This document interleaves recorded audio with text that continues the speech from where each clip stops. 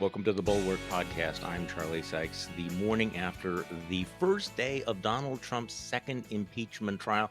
And I have to say that it was a lot more interesting than I expected it was going to be. The dramatic contrast between the presentation by the House managers and the how do you even describe the attorneys that represented Donald Trump? I put out my newsletter this morning. If you subscribe, actually we gave it to everybody free. The headline is the GOP's jury nullification.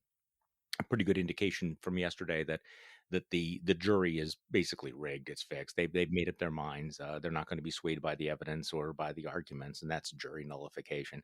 But the first thing I did was saying, look, if you have not watched that 13-minute dramatic video that was presented, just take some time. I mean, when you're done with your breakfast, just watch it. It is disturbing.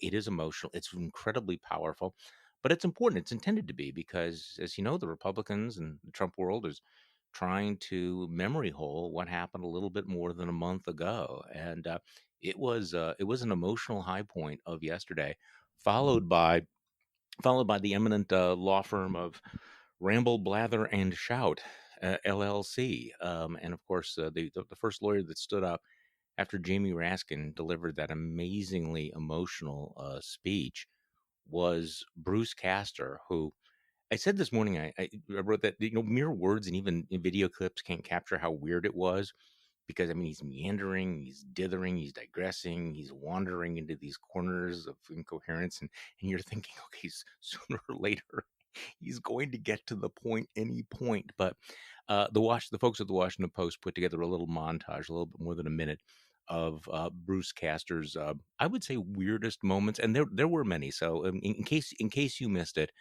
here's the legal stylings of the lawyer for the President of the United States, the guy that he chose to put in front of the United States Senate during an impeachment trial, Bruce Castor. I'll be quite frank with you. We changed what we were going to do on account that we thought that the House manager's presentation was well done. We are generally a social people. We enjoy being around one another. Senators of the United States, they're not ordinary people. And boy, this is a diverse group. We still know what records are, right? On the thing you put the needle down on and you play it. I worked in this building 40 years ago. I got lost then, and I still do. I represent the great state of fill in the blank.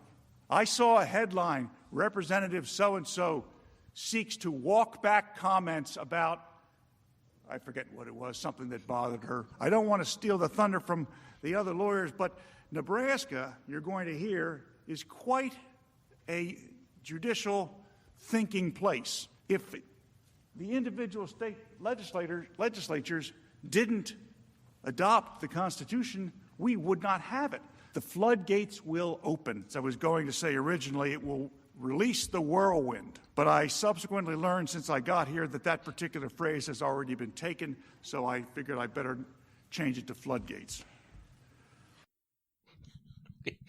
Bill Kristol, neither you or I are lawyers, but I gotta say that was not Clarence Darrow, right? This is not going to be shown in law schools as this is what you should do sort of thing. It was. I mean, it is kind of amazing, and I am struck that there's Byron York, a major Trump apologist, I think tweeted last night or this morning, well, he's no longer president, so it's unfair. He doesn't have the White House counsel's office. The House of Representatives has a big legal staff and able to prepare sophisticated arguments, and he just is this poor guy who has to go find whatever lawyer he can get, I guess. But of course, he did steal, as someone pointed out. Was it one of our colleagues maybe pointed this out? Maybe you did. I don't know, Amanda or someone. That he did sort of grift off $200 million from his supporters over the last 3 months. So presumably, if a decent lawyer had wanted to represent him, Trump would have had the money to hire to pay for that person, even at the high rates of the best firms. And no one. It is interesting, isn't it, though, that no one wanted to represent him. I mean, it does say it's not like there's a shortage of conservative, Federalist Society, Republican people who served in Republican administrations, people who served in the Trump administration. I mean, in the way government works, every agency has a general counsel. Leave aside the White House counsel's office. Every agency has a general counsel. The Justice Department has many senior officials.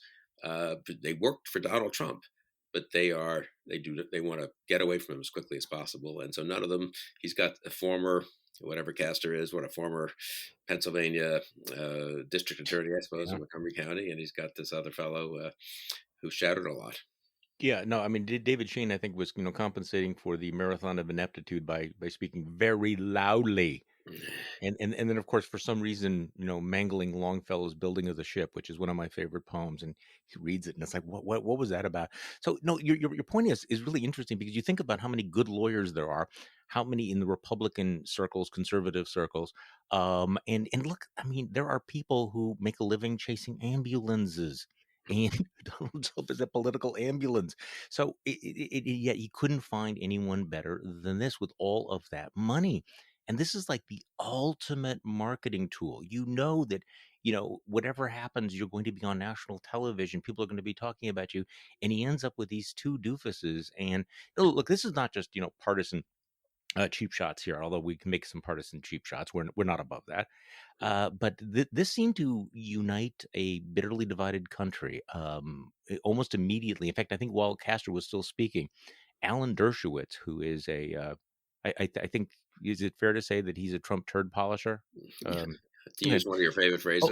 Okay, legal turd polisher.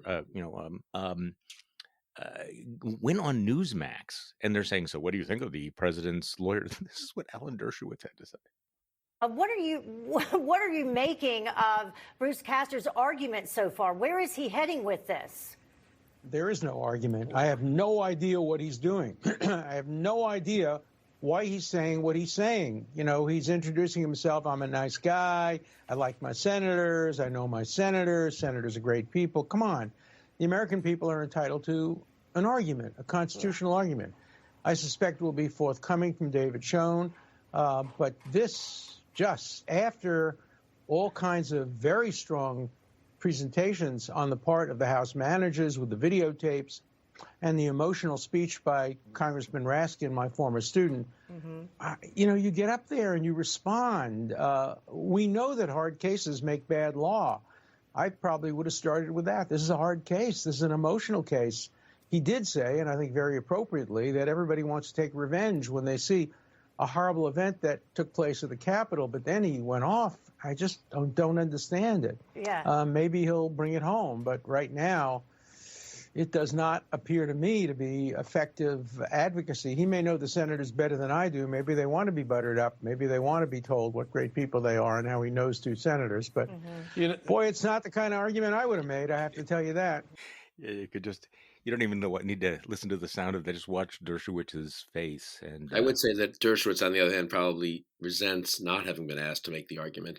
This would have been a moment of glory for him, and he's a total publicity hound. So maybe there's some personal.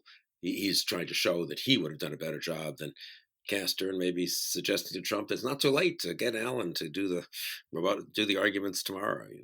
This is interesting because Trump is reportedly enraged by the performance. You kind of wonder whether they're going to come back today. I mean, would it be totally shocking if two other lawyers walked into the Senate chambers today? I mean, there was that one moment where Castor acknowledged that Joe Biden had won the election, which was like, oh, you're not supposed to say that. Does anybody know? I mean, you can imagine. I would have loved to have seen a live feed of Trump watching this in Mar-a-Lago. Yeah, I felt like they should have put him back on Twitter for a few hours just so we could see him. Can we just have just a little Twitter comeback?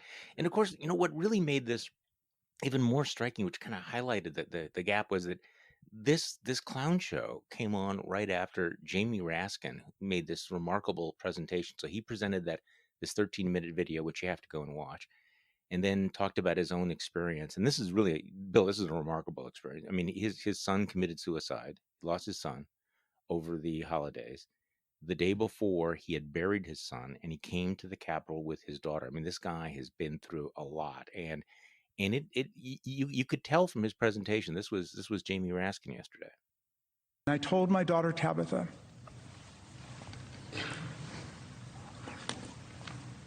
who's 24 and a brilliant algebra teacher in Teach for America. Now, I told her how sorry I was, and I promised her that it would not be like this again the next time she came back to the Capitol with me. And you know what she said? She said, "Dad, I don't want to come back to the Capitol again."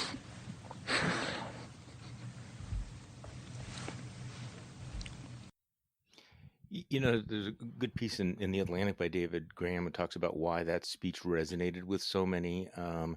Is because they shared his sense that what happened on January 6th wasn't just a crime; it was an act of sacrilege. So that was a high point of it. And I guess when I get to the result, I mean, obviously the bad lawyering is not the worst thing that happened yesterday. I mean, the fact that 44 Republican senators voted to throw out this case is much, much, much worse, and I think we got to focus on that. But I guess the only surprise was the fact that at least one senator, Bill Cassidy of Louisiana, was actually listening to these arguments. I don't know that the other ones were. They made their minds up. Was listening to this argument and changed his mind. And this is what Republican Senator Bill Cassidy said yesterday. I said I'd be an impartial juror. Anyone listening to those arguments, the House managers were focused, they were organized, they relied upon both precedent, the Constitution, and legal scholars. They made a compelling argument. President Trump's team were disorganized. They did everything they could but to talk about the question at hand. And when they talked about it, they kind of glided over it, almost as if they were embarrassed of their arguments.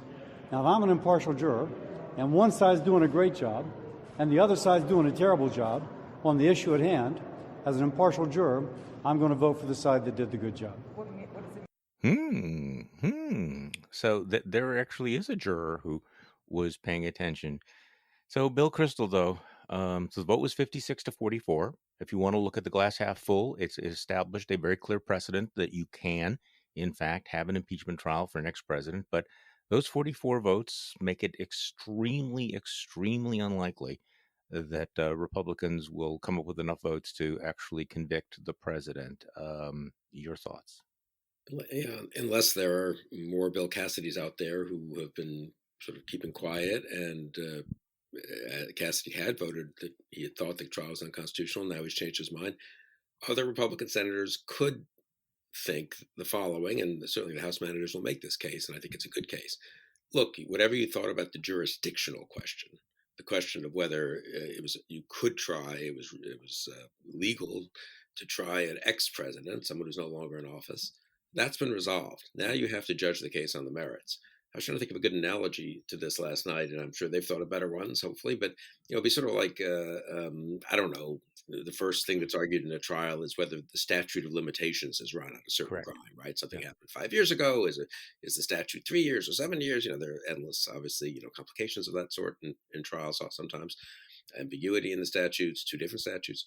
And once that's resolved, however, if you're a judge or a juror, you have to get to the merits. I mean, you may have thought the statute of limitations had run, but you don't vote. You can't judge someone innocent if, in fact, it has been found that the trial is now moving ahead appropriately. Will any Republican senators, will a few Republican senators, will more than a few take that attitude? That's, I think, a huge question. I think the House managers will try to hammer this today, that you need now to make a judgment on the merits.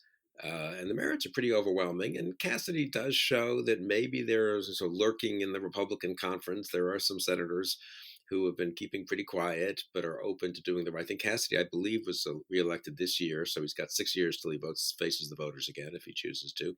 There are other senators in similar positions. There are senators retiring. It's very unlikely that the final vote will be very different from 56-44 or 55-45 or something like that. But it's not totally impossible that the dynamics of the next 2 or 3 days, lead to more Bill Cassidys. Yeah, 56-44. Here's a completely irrelevant piece of trivia about this.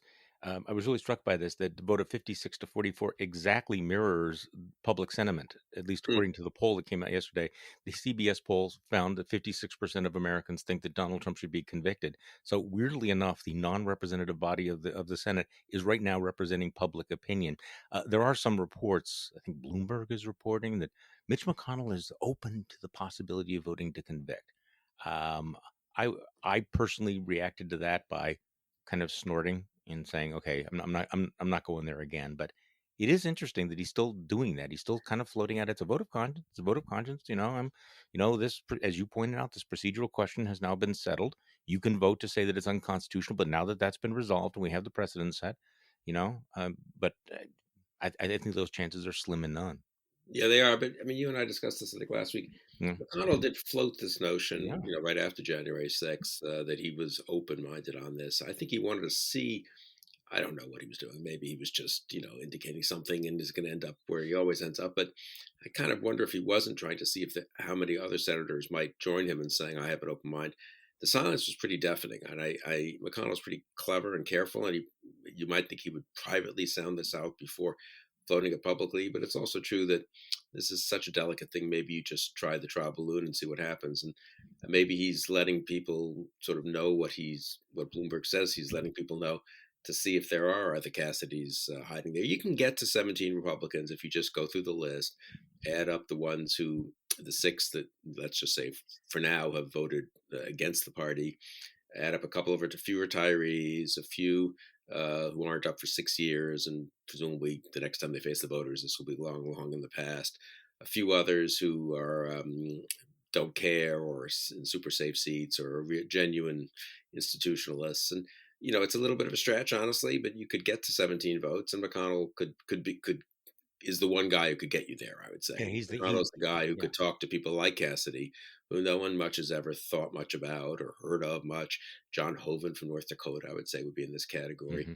People who just might be, be keeping quiet, but are decent people, and just can't really stand the idea of voting to acquit when he's so clearly guilty. So I don't think it's a likely thing. I don't even think it's No. a 1 in 3 or 1 in 4 chance. But it's 1 in 8, 1 in 10. I don't know. See, what I thought was interesting about how awful the attorneys were yesterday was it really kind of highlighted the way that both Trump and Senate Republicans are, when they should be rising to this historic moment, are in fact trying to trivialize it. That they're trying to shrink the moment. Remember, we had that quote from Lindsey Graham the other day: "Was I have to sit through this crap and everything?" Really. This is one of the most extraordinary moments in American history where the president of the United States, using his power, tried to overturn a free and fair election. I mean, as many times as I say and watching that video again, it's like, do we realize the magnitude of this, the danger of this, how unthinkable it is? It happened a month ago, and I'm not sure that everyone has completely internalized what we saw here. This insurrection, this violent, vicious mob trying to attack the Congress to stop them from certifying a presidential election. And Donald Trump, during this whole period, sitting in the White House, not doing anything, on the phone, trying to get more senators to delay the vote. He clearly wanted this mob to help him in his efforts to overturn the election and to hold on to power. It is breathtaking. And to watch the Republicans blow it off and trivialize it. I don't know whether you saw this dude, Mike Lee from Utah, what he said No. yesterday. Okay, Mike Lee's a smart guy, right? I mean, he used to be one of the more serious Right. constitutional thinkers in the United States Senate. He says, Trump should you should give him a mulligan for this. I mean, what? There's something about this era that just makes people smaller and dumber. No, I very much agree, and mulligan. And I'm struck, as you say, whether it's Lee or Rubio or Lindsey Graham, they're not defending Trump exactly. No, they're not. It's pretty hard to do. It's just a trivializing. We got to move on. This is wasting time where we could be doing God knows what. I mean, not that they've been debating any substance anyway. And Lindsey Graham, when he was still chairing the Senate Judiciary Committee, put off the hearings to confirm the new Attorney General. So it's not as if they're rushing to do work, But I agree that their attitude, well, this is what happens, right? If you have a bad argument to make in an important matter, you trivialize it. That's sort of what happens in human life generally. You just make, come on, this doesn't really matter. We don't have to address this, And I guess they can all get away with this, maybe. And, most likely outcome is a whole bunch of them vote to acquit, 42 of them or something, and maybe 44 or 45. And they join all the people in the House who voted not to impeach. And that's the bulk of the Republican Party, the huge bulk. Then in that case would be, 85, 90%. And that would be that. And we move on. I mean, they do have a bit of an opportunity to really make a difference here and, give the Republican Party greater hope of changing course, make this really an inflection point. But and privately, they do all kind of grumble about the fact that a bunch of Trumpists are likely to win primaries next year unless there is an inflection point. So here they have the inflection point, and they're not taking it. I mean, I guess for me, that's what's really striking. And if they don't choose not to take it, it tells you a lot. I do think it tells you a lot about their failure to do their duty in this case, but it also tells you a lot about how they're going to behave over the next couple of years.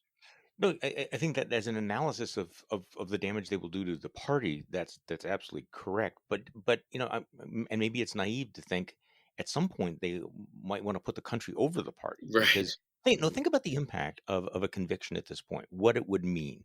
And I know they're saying, we're wasting our time. He's out of office. No, actually, the guilty verdict, which by definition would have to be overwhelmingly bipartisan, right, would be this extraordinary historic statement.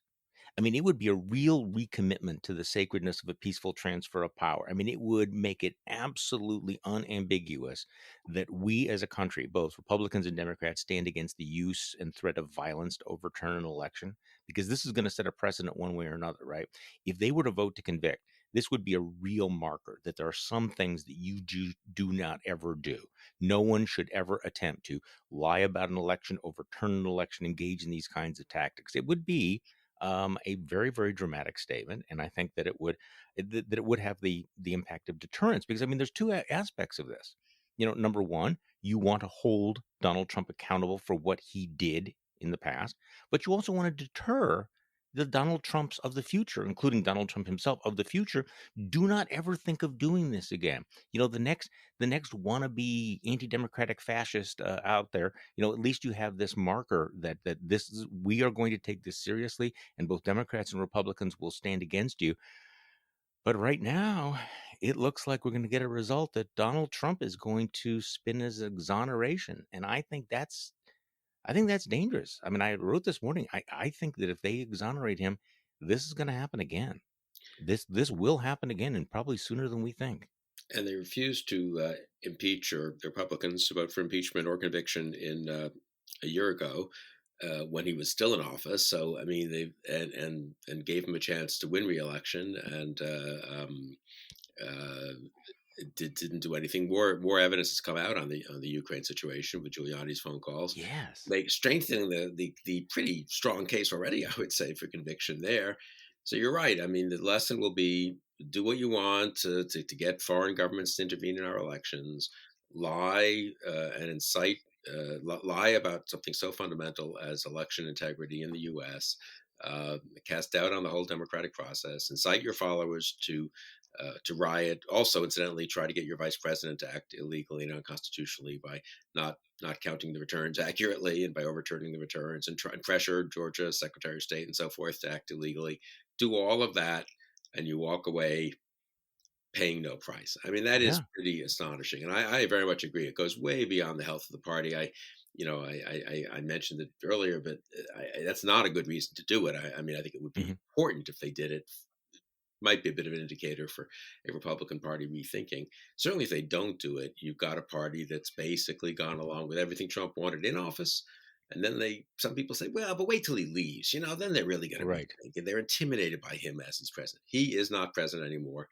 And they either remain intimidated by him, or they just believe it, themselves, or they want this to be the legacy, or they're scared of the voters and they feel they can continue to straddle everything. But I think that is feeding the crocodile, incidentally. I mean, if they don't repudiate him now, I see very little chance that things don't get more extreme, not less extreme, on the Republican Well, side. I completely agree, and also I think this is the price you pay for the last 4 years of tolerating all of his lies and everything. I wrote a piece the other day for MSNBC Daily, just reminding people about all the conspiracy theories, all the lies he's told. I mean, starting from birtherism and Ted Cruz's dad being involved in the assassination of John F. Kennedy and Joe Scarborough murdering a intern one after another, or the Osama bin Laden. I mean, this guy's been doing this for so long now, and Republicans have gotten used to. Unfortunately, it's like they're the analogy I use is like all of their antibodies against crazy and against deceit have been destroyed. So they've gotten so used to it. Okay, there's the president. He's lying again. He's lying again. The president of the United States lied about an election and tried to overturn it, and still they've lost the ability to go, wait, okay, wait. There's this massive red line here. We take an oath. We act. What does you wrote about this about a year, maybe 2 years ago? Reminding people you take an oath. There's a specific thing. You're not just sitting there, on cable news. You're not just doing a podcast. You've taken a freaking oath to uphold the Constitution. Maybe people ought to be reminded about what exactly does that oath mean, and how does that oath change your responsibility from just the average person, right? Yeah, but they don't. I mean, it is striking that they don't even begin to think that way. And I Right? don't They look. I don't don't. want to romanticize the past. A Yeah. lot of corrupt members of Congress and so forth, but and a lot who did pretty bad things. But yeah, I do think there was more of a sense of responsibility, of being a representative, of being a leader, of not just looking at the latest poll in their district or thinking about their primary challenge. And there was a sense that Burke articulated 250 years ago of you as a representative, you owe your constituents more than just following their prejudices. You owe them your judgment, and in this case, the oath is such a central part of that judgment of what's good for the country. It should be a central part of it. So yeah, no, it's depressing, and it's depressing about the Republican Party. It's sort of depressing about the country. I mean, since Yeah. obviously Jonathan Last just had a piece yesterday, saying he was bearish or what he's selling. He's going short on America. But the true argument there was that, well, if the Republican Party is somewhat responsible, it's one of the two major parties. It's kind of hard to be too optimistic about America in general. Obviously, you could root for the Republicans not to be in power for a long time and work for that, but you can't count on that. So if one of our two major parties is at this level of irresponsibility, Yeah. we're in bad shape. I just wrote a little thing for Jonathan. I'm not sure. We'll see if he uses it. Sort of vaguely trying to push back a little bit, saying, "Well, here's what might make one hopeful." But I can't say honestly that I'm wildly optimistic at this point about the future of the Republican Party for the reason you said. It's partly them just being wrong on this and not willing to face it. But in a funny way, I respect them more if they just said, "Look, I've looked at this. He said some stupid things, but I just don't think ultimately the impeachment managers have met the standard of proving with sufficient Hmm. clarity and insufficient doubt that he is guilty, that he deserves to be guilty. So I'm just going to say it's a close call, and I'm going to say that we should just not acquit him of this charge." I mean, that would at least, I think it would be disingenuous, but it would be, it would be sort of a straightforward account that a juror might give at a trial. Even if you think someone's guilty, you can't quite get there to vote to convict. But this kind of belittling of the whole process, that for me this is a constitutional Yes. process. They swore Right. a separate oath to be impartial jurors when they were sworn in as a court of impeachment. They owe the country at least to take it seriously. And instead they're sitting at their desks, doodling and reading newspapers and trying to avoid watching that video, which brings home what actually happened, not a, Hmm. made up thing, a fanciful parade of, what do they call it in law, parade of Yeah. horribles or whatever, actually happened 1 month ago, not 5 years Yes. ago, not This thousands of happened to our miles away country. in Hmm. Kiev, but 1 month ago in the building, in the chamber that they're sitting in. So look. I'm not optimistic about how this trial is going to come out. I mean, I suppose if you were to spin a scenario, you would start with the way that the senators are offended by how weak the defense of Donald Trump was. I mean, I think that's also something we saw, that he really has no substantive defense, and and he's almost going through the motions. I thought Richard Burr's comments afterwards. Now Hmm. he's leaving, and he voted with the other Republicans, but he said, "I ain't no lawyer, but I know enough to know that was some bad stuff." So you know that they're going, "This is insulting to us. You've insulted our intelligence," and who knows where this is going to go. Now I really wrestle with the same question of, are you bearish or bullish on America? Because I have two completely different takes on all of this, which is that somebody said to me, does the Republican Party know that it's destroying itself by doing this? And I pushed back and I said, well, maybe they don't know that because they think they're doing great. They came Right. close in the presidential election. They think they did. They gained seats in the House of Representatives, Senate, evenly balanced. They think this is okay, which suggests that the Republican Party can engage in this kind of behavior and really not pay a price, which is a tremendous indictment about our political I think system. that's such an important point, Charlie, and I Mm-hmm. make this point a lot to my liberal friends, moderate friends, let's say non-Republican or former Republican, non-former Republican friends, who are very much in that mode of don't they understand it's in their own self-interest to stop this? And I think No, there's some no. truth to that, and Hmm. certainly in the medium longer term, maybe enlightened self-interest. I think Tocqueville called it. Where you look see above them this sort of very short-term, immediate, crass self-interest, but they do not understand the degree to which everyone they know, our liberal friends, just thinks they're gone crazy. And can you believe it? Marjorie Taylor Greene, the Hmm. Michigan state Hmm. Senate leader. But they sit there, they look around them, they picked up a dozen seats in the House. They happen to lose the Senate they think in a sort of flukish way with the Georgia results, with Trump screwing everything up, but he's going to be gone. So they're still 50-50 in the Senate. I think they have 27 governorships, more state legislative chambers than the Democrats. They kind of control more redistricting than the Democrats. Yeah. They've got a lot of friendly judges, they think, on the court, but they're by Trump. I don't know how they'll end up. I hope they end up judging, honestly and judicially, but they voted for those judges if you're a senator. And so they're kind of thinking, well, probably get the House back in 2022. They do. Senate, Hmm. hard to tell. 2024, 50-50.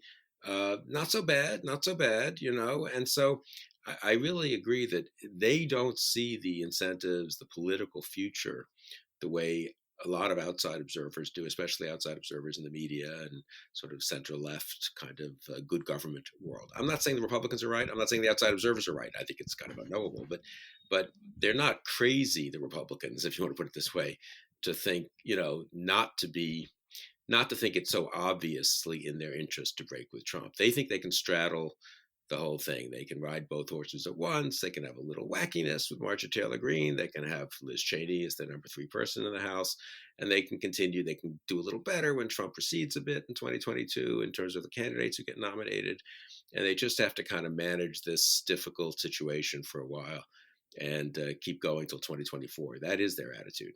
Yeah, no, that's exactly right. And of course, our politics is on a knife's edge. And so what if, and I'm doing this as a what if, I'm not predicting. I mean, what if the pandemic does not go away? What if the vaccine rollout has more problems or is overwhelmed by the new variants? What if the economy begins to overheat or stutters?